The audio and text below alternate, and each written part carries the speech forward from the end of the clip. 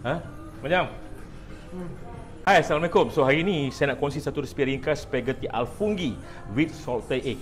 So with my staff behind me. Alright? Fokus je Okay.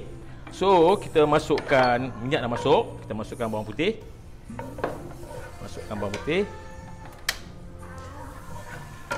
Masukkan sedikit bawang merah, dikisar. Masukkan black pepper crush. Masukkan mixed herb, oregano, thyme, bay leaf. Thyme, bay leaf pula, oregano, thyme Kemudian kita masukkan chili flakes. So chili flake. And saya masukkan mushroom, shiitake mushroom.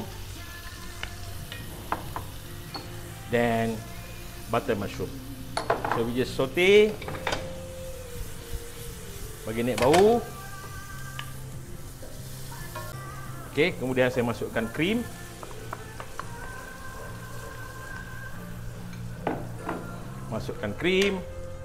Masukkan sedikit parmesan cheese.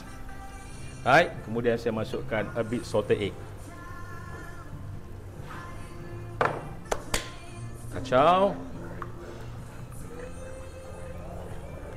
Dan kita taste sedikit garam. Right. Kemudian kita masukkan spaghetti. Saya masukkan spaghetti.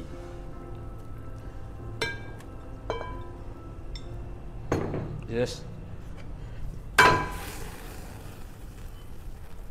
now.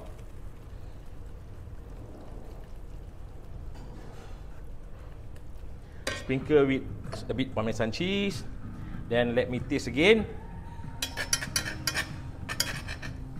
Bismillahirrahmanirrahim. Wala la bamba Chicago Milano. Right? Last kali saya masukkan kuning telur. Just kacau.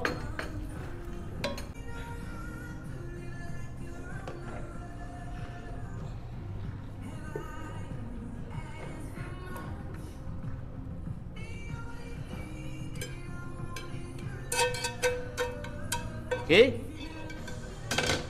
Sprinkle with black pepper crush, some parmesan cheese, and some chili flakes.